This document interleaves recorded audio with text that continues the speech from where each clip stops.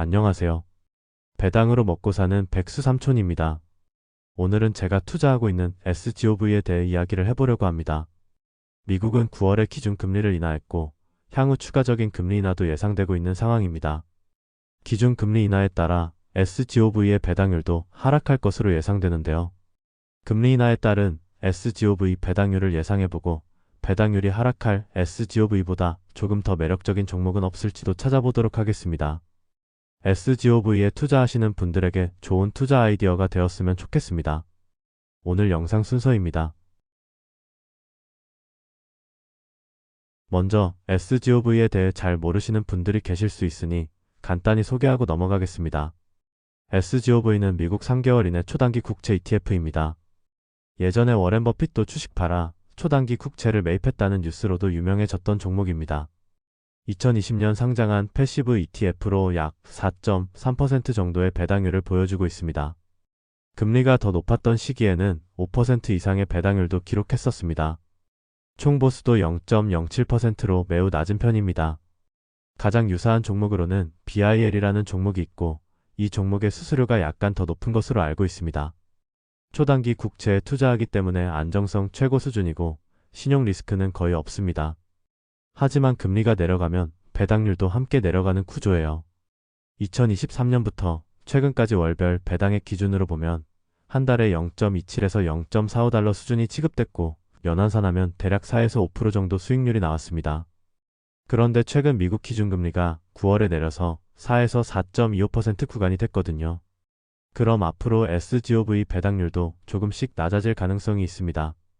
금리 시나리오별 예상 배당률을 보면 0.5%포인트 인하 시 약 3.4에서 3.5%, 1%포인트 인하 시 약 3%, 2%포인트 인하 시 약 2%대 배당률이 예상됩니다. 즉, 안정성은 최고지만 금리 하락 시 SGOV의 배당률도 하락할 것이라는 점을 미리 알고 고려하셔야 합니다. 그래서 SGOV 배당률 하락 시 대체할 만한 종목은 없을지 찾아봤습니다. 제가 찾은 종목은 JAA USHY SJNKPFF입니다. 배당률은 SGOV보다 높지만 안정성 면에서는 SGOV보다 떨어지니 이 점을 감안하시어 투자를 결정하시기 바랍니다. 그럼 한 종목씩 살펴보겠습니다. 첫 번째 종목은 JAA입니다. 배당률은 약 5.3%로 SGOV 4.3% 대비 조금 높습니다. 투자 대상은 기업대출담보부 증권 CLO 중 AAA 등급 채권입니다. 신용 등급이 높아 안정적이지만 기업이 원금이나 이자를 상환 못하면 배당이 줄거나 손실이 발생할 수 있습니다. SGOV 대비 신용 리스크가 존재하며 금리보다 기업 디폴트에 더 민감한 종목입니다. 네 종목 모두 간단히 살펴본 후 뒤에서 수익률도 비교해 보겠습니다. 두 번째 종목은 USHY입니다.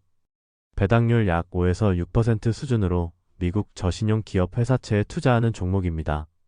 고수익 채권이지만 경기 불황이나 기업 부도 시 배당 삭감 및 원금 손실 가능성이 있습니다. 역시 SGOV처럼 안정적이지 않고 신용 리스크와 시장 변동성이 존재하는 종목입니다.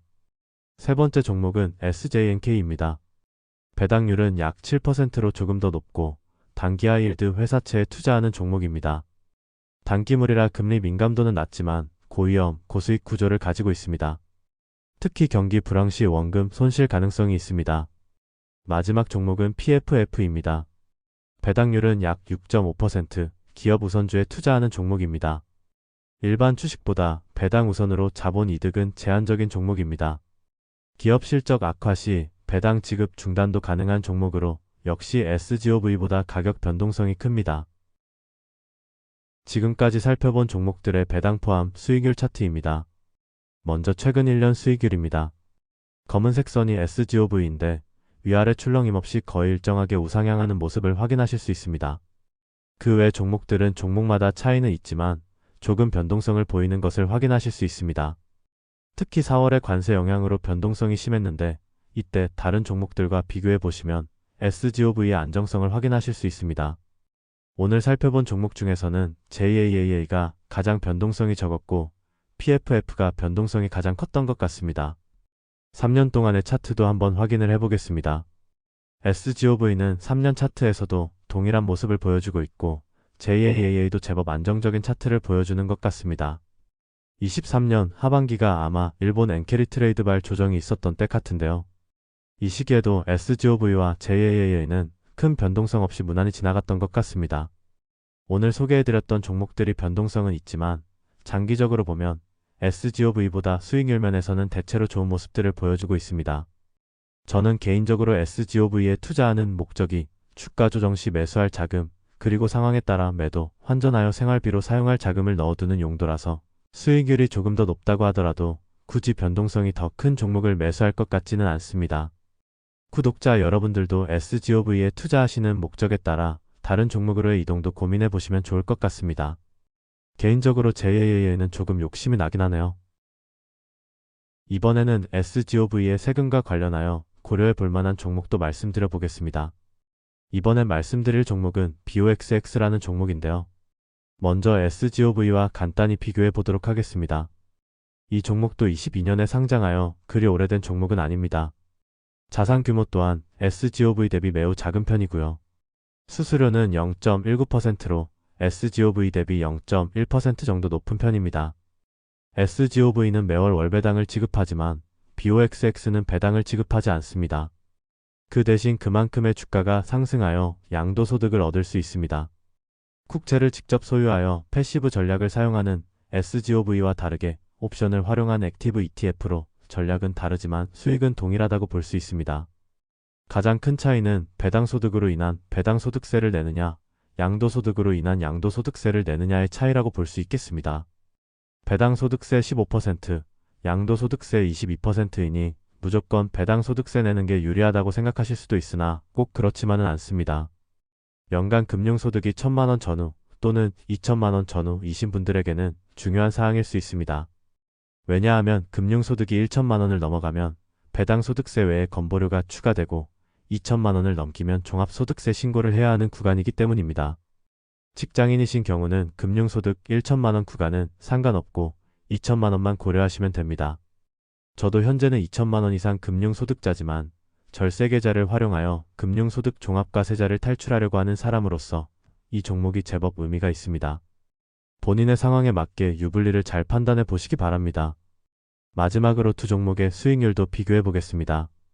BOXX가 상장한 22년 말부터 현재까지의 배당 포함 수익률 비교입니다. 이 차트에서는 BOXX가 검은색입니다. 거의 동일한 수익률인 것을 확인하실 수 있습니다. 다만 SGOV는 수익을 월배당으로 지급해왔고 BOXX는 주가의 수익이 누적되어 매도시 수익을 얻을 수 있는 차이만 있습니다. 이 차트를 배당 제외로 보시면 그 차이를 확인하실 수 있습니다. 배당을 제외하고 나니 SGOV는 주가가 계속 거의 제자리에 머물고 있습니다. 수익을 모두 배당으로 지급해오고 있기 때문입니다. 반면 BOXX는 배당을 지급하지 않기 때문에 배당 포함이나 배당 제외나 차트가 동일한 것을 보실 수 있습니다. 해당 내용 참고하셔서 본인 상황에 맞는 종목을 고민해 보시면 좋겠습니다. 오늘은 SGOV 투자 관련하여 여러가지 방면으로 이야기를 해봤습니다. 투자자 분들에게 조금이나마 도움이 되었으면 좋겠습니다. 오늘 영상도 끝까지 시청해 주셔서 감사드리며 행복한 하루 보내시길 바랍니다. 감사합니다.